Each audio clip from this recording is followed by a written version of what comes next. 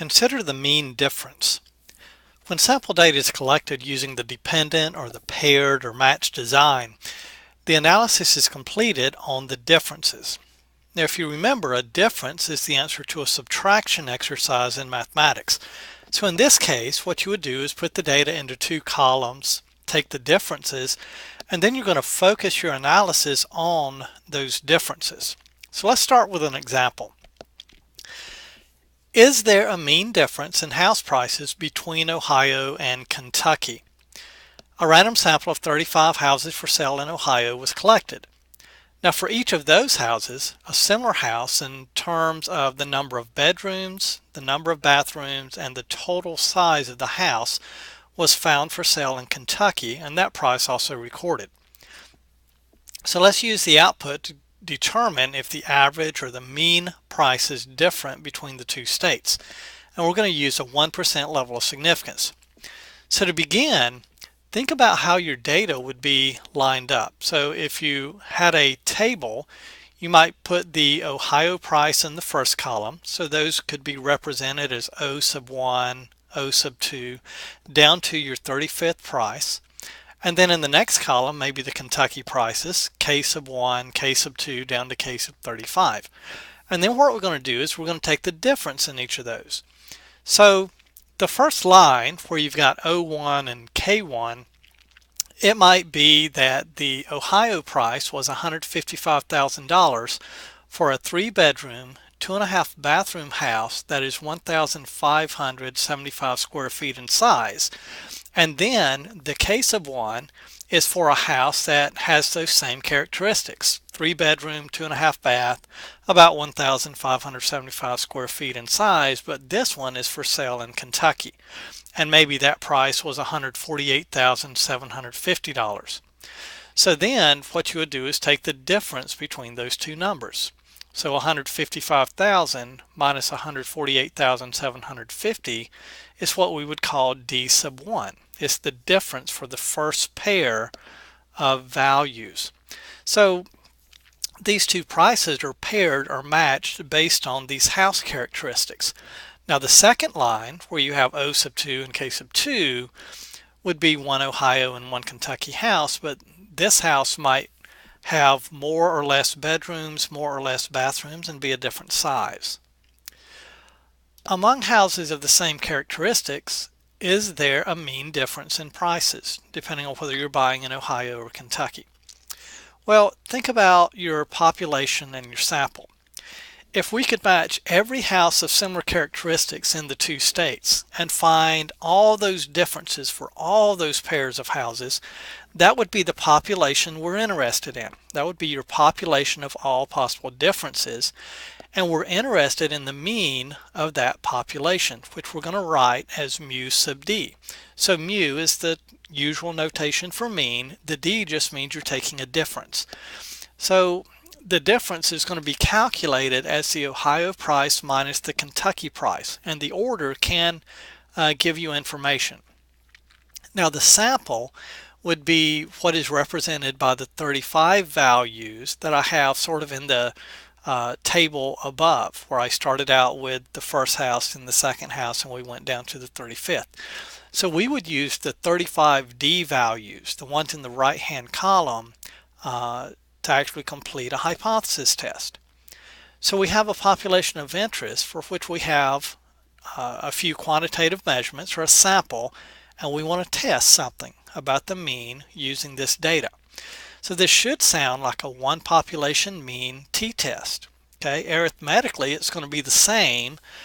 We just indicate the fact that we're looking at paired data or a mean difference using this particular type of sampling scheme with this notation with D's in it. So here's the StatCrunch output. So the hypothesis test results tell you that mu1 minus mu2 is the mean of the paired difference. So make sure that you notice that between Ohio and Kentucky. So what it's doing is saying that this is paired data, and we've got Ohio as the first value and Kentucky as the second when we take the differences. Under the null hypothesis, now this is not really the correct notation. showing two different means. We really just have one mean, so you want to be careful of that. And then the alternative is saying there's just a difference, but it's not saying, hey, is Ohio more expensive? And it's not just saying, is Kentucky more expensive? It's just saying, is there a difference at all? And then later on, we can determine which one maybe is or is not more expensive. Now, think about a solution. And we'll come back and pick up what the data is telling us in a few minutes. The hypothesis test steps are going to be the same as what you've done before. So you would begin by defining your parameter. So in this case, our parameter, mu sub d, would be the mean difference among houses of equal numbers of bedrooms and bathrooms and of equal size if we calculate it as the Ohio price minus the Kentucky price. Then we would state our hypotheses where the null is that mu sub d is 0. In other words, there's no mean difference in prices, and the alternative is just saying there is a mean difference in price. In other words, mu sub d is not equal to 0. Our decision rule is to reject the null hypothesis if the p-value is small enough. How do we know it's small enough? Well, if you go back to the statement of the problem earlier, it says use a 1% level of significance. So our p-value has to be less than 1% for us to reject the null hypothesis. Now your test statistic formula is going to be very similar to what you saw in the one population case. You take your sample mean minus what the mean is under the null hypothesis for your whole population, and then you divide by what's called your standard error, or the standard deviation among your statistic, which is the sample mean, or the variability among sample means across multiple samples. So in this case, what we would have is d bar is our sample mean minus mu sub d, which in all of our cases is going to be 0. That's the only thing we deal with in this particular class.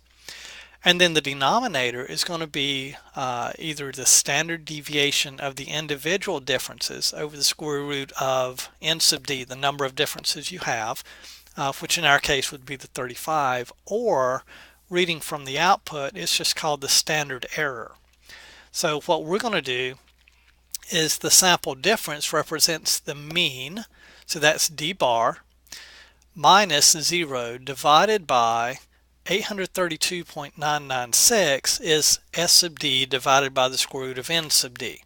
So you don't need to divide by the square root of 35 in that case.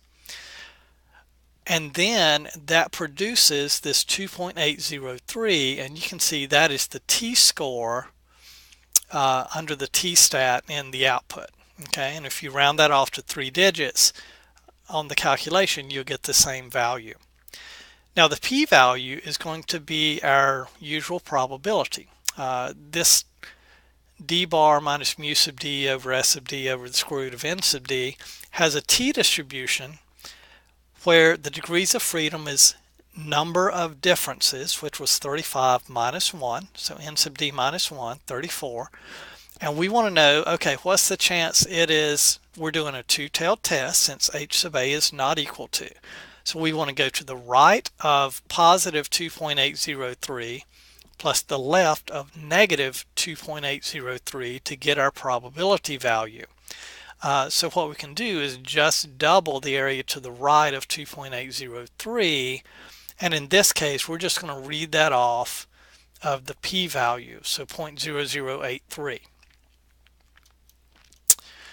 Well, how does 0.0083 compare to 0.01? Well, this is smaller. So since the p-value is less than our level of significance, my decision will be to reject the null hypothesis, and then I want to write my summary. Okay, so the summary is going to say, using a 1% level of significance, you want to be sure to give the alpha value you used. There is significant evidence to conclude a mean difference exists in the price of houses of equal characteristics between Ohio and Kentucky. Specifically, because the t-score is positive, or because the sample mean is positive, if you take Ohio minus Kentucky and you get a positive number, that means Ohio is larger. So on average, the price is going to be higher in Ohio than in Kentucky. What about validity? Okay, well, what was the validity check for the one sample case? You needed a random sample, you needed a large enough sample, and the population standard deviation was unknown. And really, these were going to be the same things. So you have a random sample of paired data, paired houses, for which we recorded the prices, which is quantitative data. The population standard deviation of differences, or sigma sub d, is unknown. And the sample size, there were 35 pairs or 35 differences of prices of houses in the sample, and that meets my 30 or larger sample size requirement. So this would be valid. So let's go back and think about in a little more generality what we've done. Notice on your formula sheet, okay, your test statistic is written as T equals D bar minus 0 over S sub D over the square root of N sub D. Now the 0 in the numerator is because under the null hypothesis we're only going to deal with the case where the mean difference mu sub D equals 0. So we always subtract that 0 value. We're only testing no mean difference under the null, and we can test a one or a two-sided difference in the alternative. I could have tested, can I prove prices in Ohio are more than prices in Kentucky on average? I could have done a one-sided test, although that's not what example 1 was looking at. The t-score comes from a t-distribution where the degrees of freedom, df, is number of differences minus 1. It's not the 35 houses in Ohio plus the 35 houses in Kentucky for 70 minus 1. It's the number of differences, the number of answers to subtraction problems that you have. So that would be 35. In StatCrunch, the standard error value is the entire denominator. So you wouldn't put in the standard error and then divide by the square root of n sub d. That's already been done. So be sure that when you're reading an exercise, you recognize whether you're given the standard deviation, which is s sub d for the differences, or the standard error, s sub d over the square root of n sub d, because that makes a difference. To be valid, there are 3 conditions. Okay. These are applied to the differences, not the prices in Ohio or the prices in Kentucky, but the difference between the paired prices. Okay, so these are the same as your one population mean t inference conditions, but you just apply them to the differences. So you need a random or representative dependent or paired sample that's taken. The differences either need to be stated to come from a normal distribution, or you need a large enough sample size, and we've defined that as being 30 or more. And then the population standard deviation, sigma sub d for the differences, is unknown. So what you're doing is you're using the sample standard deviation of differences, S sub d. So let's look at another example for the hypothesis test.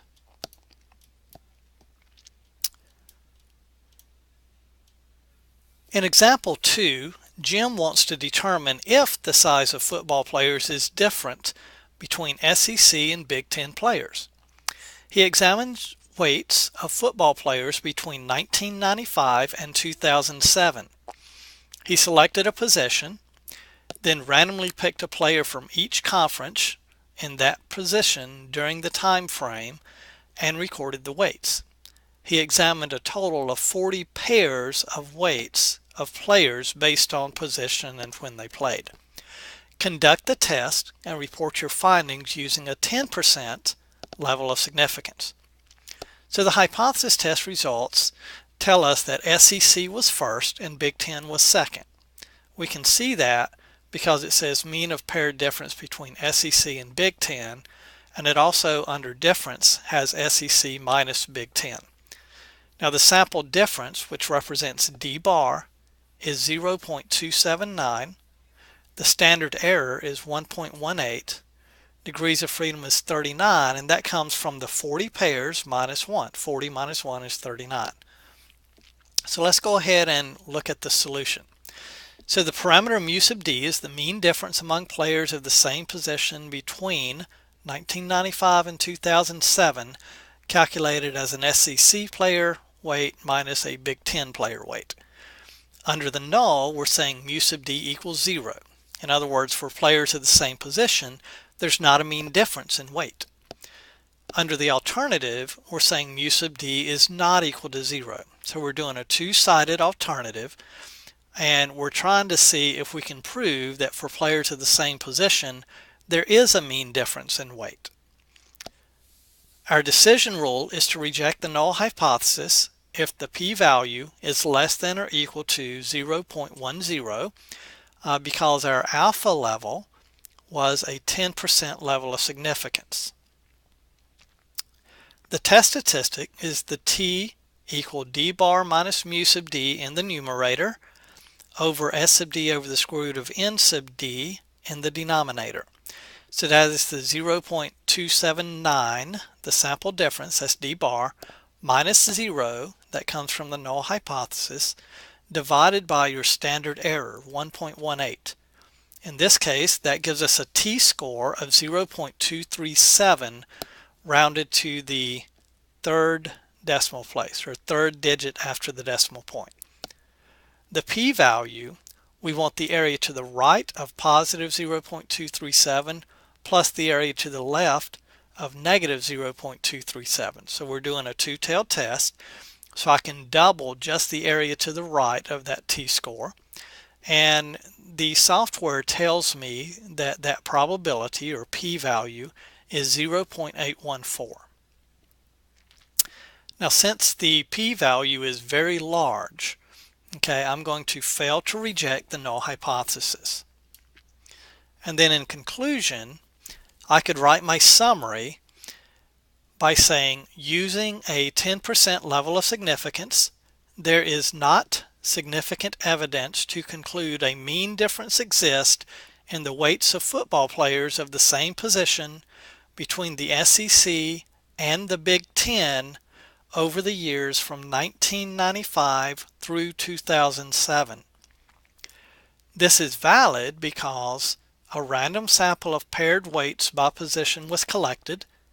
The population standard deviation of differences, or sigma sub d, is unknown. That should be in weights, not prices.